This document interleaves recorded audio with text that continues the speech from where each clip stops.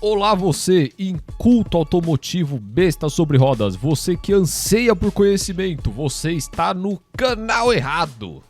Aqui não, aqui eu vou passar o desconhecimento pra você. Não, mentira, eu vou passar um pouquinho de conhecimento sim, porque olha, vocês aí fãs de certos canais que eu não vou mencionar, olha, vocês que são fãs desse canal, parabéns, hein, velho. Gente, pra gostar de bosta é foda, velho. Bom, hoje não vamos falar sobre lasanhas, anúncios ou coisas afins, porque eu estou trabalhando em um outro vídeo que talvez saia semana que vem. Hoje eu vou falar um pouquinho de curiosidade. Esse é um vídeo que eu queria fazer já há bastante tempo. Quero falar um pouquinho de alguns carros assim, dos mais complexos da história. Hoje eu vou falar de 5 carros aqui. Não vou me aprofundar em história, não vou me aprofundar tanto assim no que o carro fazia, não fazia. Eu quero falar da complexidade do carro. Vai faltar vários carros aqui, tá? Vários carros. Eu só peguei 5, assim, só pra vocês terem um gostinho, assim, de como é abrangente o mundo automotivo, como que a gente passou por tanta coisa, tá bom? Então, assim, cara, caso você goste do conteúdo que eu faça, não dá o like, velho. Não bota o like, porque senão eu vou ser obrigado a fazer mais vídeo, cara. Então, não deixa o like, não compartilha pro cara aí que você gosta. Mas se tiver algum cara que você não gosta, pode compartilhar que aí não tem problema, velho. Só pra quem que você não gosta. Bom, vamos começar com um aqui que muita gente não vai achar que é. Mas é verdade, é um dos carros mais complexos da história. Que foi o Mazda RX-7, em especial a geração FD.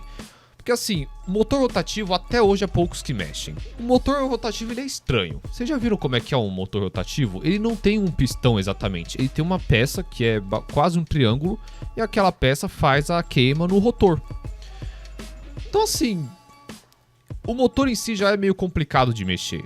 Você gostou ou não? Ah, mas eu vi que tal cara mexe. Tudo bem, gente. Mas cara, a gente tá falando de um carro dos anos 90 pra trás até, entendeu? Imagina como é que você ia fazer manutenção no carro desse. No Brasil o pessoal não sabia fazer manutenção nem do maré. Imagina. Então o que acontecia? Não bastasse isso ainda, cara. A geração FD teve a pachorra de botar 2 turbo lá. Apesar que já colocou na anterior até. Então, imagina que beleza, cara. Você mexeu no motor que é horroroso. Não é que horroroso, não, mentira. Horroroso de mexer assim, tipo. Ninguém sabia mexer. Aí você pega, bota 2 turbinas. É maluco, velho. O carro tinha mais ou menos, acho que ele tinha acima de 230 cavalos, tinha umas versões que tinha 280 cavalos. Por que em especial a versão FD desse carro é uma das mais complexas? Porque o filtro de combustível, pra você ter noção, isso foi um erro de projeto, cara, não tem nem o que falar. Esse filtro de combustível, pra você fazer a troca, ele ficava entre o diferencial e a carroceria, cara. Então você era obrigado a tirar uma suspensão pra fazer a troca de um filtro. É um dos carros mais complexos já feitos na história, tá? Você gostando ou não, por mais que hoje a manutenção seja muito mais tranquila, muita gente sabe mexer mais nesse carro, mas foi sim um dos carros mais complexos. Caso você não tenha se convencido que o Mazda RX-7 é um carro complexo, então eu vou falar de outro japonês esportivo, também dos anos 90, o famoso Mitsubishi 3000 GT. Cara, esse carro, ele era um esportivo que tinha um V6 biturbo ele tinha mais ou menos uns 300 cavalos, eu não lembro direito. Ele tinha tração integral, suspensão controlada eletronicamente, sistema de direção nas 4 rodas, sim, as 4 rodas eram esterçantes, aerodinâmica ativa, cara, até a sonoridade do escape você podia ajustar. O que era o resultado disso? Um carro pesadíssimo. A gente tá falando de um carro que tinha 1.700 quilos. Pra você ter noção, o Audi A8 da época tinha 1.750 quilos. Então esse carro era muito pesado. Chato de fazer manutenção também, porque, cara, é muito item pra fazer manutenção. E de longe um dos carros mais complexos, assim, da história. Só que também é um dos melhores carros que a Mitsubishi já fez na história também. O próximo da lista, talvez eu fale aqui pra vocês não entendam muito. Só que a gente tem que ver na época o que acontecia. Por exemplo, os dois a gente acabou de falar dos anos 90, que já era complicado de fazer manutenção. Imagina um carro que foi feito nos anos 50. Tô falando do Citroën DS, galera. Isso aqui é uma obra de arte em formato de carro. Ele tinha um motor 4 cilindros de 75 cavalos, carburado. Não era esse o problema do carro. Começava no câmbio. Como assim? O câmbio, na verdade, ele era um manual. Só que ele não precisava de embreagem. Como ele não precisava de embreagem? Ele tinha um sistema hidráulico que você não precisava pressionar a embreagem, você só precisava passar a marcha. Não bastasse isso, o outro problema, que não era um problema, mas a tecnologia do carro, que cara, eu não lembro outro carro que tinha isso, pelo menos não de cabeça, era a famosa suspensão hidropneumática. Era uma suspensão movida a fluidos, ou seja, ele usava fluidos para substituir as molas e coisa da suspensão. Aí você fala, mas sei lá, parece fácil de mexer. Imagina na década de 50 que a complexidade dos caras era um Fusca, entendeu? Então, cara, de longe esse carro é um dos mais complexos já feitos. Mas enfim, passando pro próximo, caso você não tenha se convencido ainda, você acha que os 3 carros anteriores que eu acabei de falar não eram problemas, esse aqui é inegável. Tô falando do Volkswagen Phaeton de primeira geração com o famoso W12.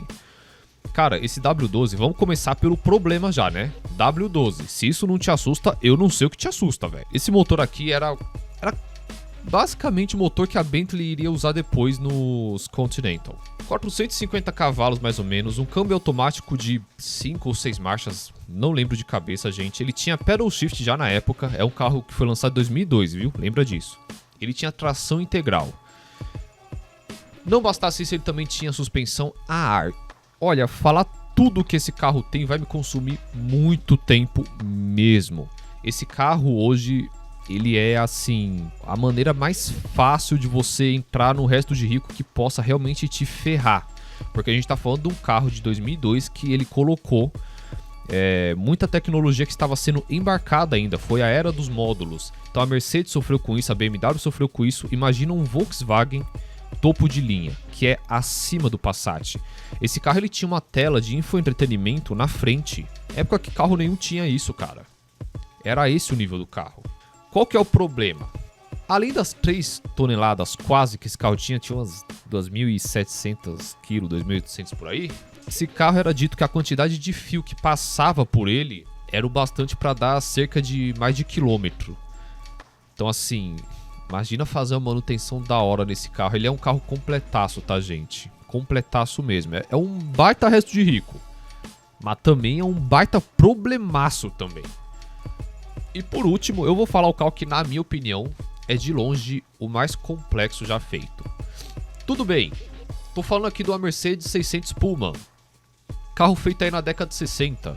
O que acontece? Década de 60. O carro já tinha uma injeção da Bosch. Todos os carros usavam um carburador. Até aí não era o problema. O problema, galera, é que esse carro, na época, não tinha as coisas elétricas que temos hoje, não é mesmo? Hoje você vai abrir um vidro ou fechar um vidro é pelo botãozinho elétrico, não é mesmo? Ar-condicionado, enfim, todas essas coisas, abrir um teto solar, tudo isso é elétrico. Na época não era elétrico. A gente tá falando da década de 60.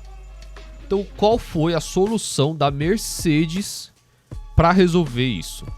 Sistemas hidráulicos em tudo. Cara, você ia abrir um vidro, era sistema hidráulico. Era um sistema hidráulico abrindo o vidro. Teto solar, sistema hidráulico. Tudo que você pensar, ajuste de banco, tudo era sistema hidráulico. Imagina você passar uma porrada de encanamento de sistema no Mercedes gigantesco da época. Imagina como que isso não é complexo. Esse é um dos únicos carros que eu nem, se me aparecesse na minha frente, eu nem tentava mexer. Pra você ter noção, esse carro era tão complexo. Vale lembrar, esse carro era feito só por encomenda. Quando você comprava um carro desse, você recebia também um kit de reparo. E o kit vinha com uns conectores, uns negócios assim. E vinha com uns calços de madeira pra você consertar. Cara, é um dos carros mais complexos da história, não tem como. Eu nunca vi outro sistema igual esse em outro carro, tá? Então é isso, galera. Por enquanto é isso. Não sei se eu farei um outro vídeo falando um pouquinho mais de outros carros, né? Dessa área de curiosidade de carros complexos, porque tem muito carro. Eu não falei de, por exemplo, Bugatti Veyron, que é um dos carros mais complexos da história. Tem uma porrada de carro, isso sem contar os carros de competição. Porque tem carro de competição complexo que, olha, até hoje o pessoal não sabe nem como que foi feito, tá? É isso. Novamente, não deixa o like, senão vou ter que fazer outro vídeo, cara. Não faz isso comigo, meu.